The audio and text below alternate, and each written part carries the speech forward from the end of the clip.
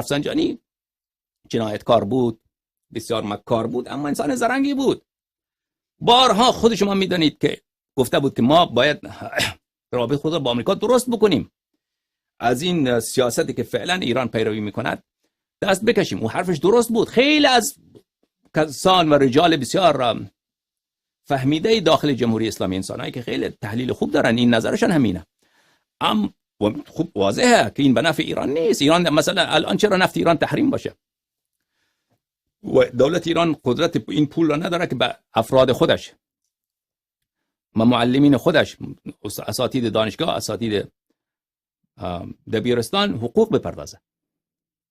اون یک کشوری بود که یک زمان از کره جنوبی کارگر می آمد در ایران کار میکرد تا پول بفرسته به کره. درسته یا نه؟ در اواخر زمان شاه این چنین بود. اما الان چقدر اقتصادش پایین شده، چقدر ضعیف شده.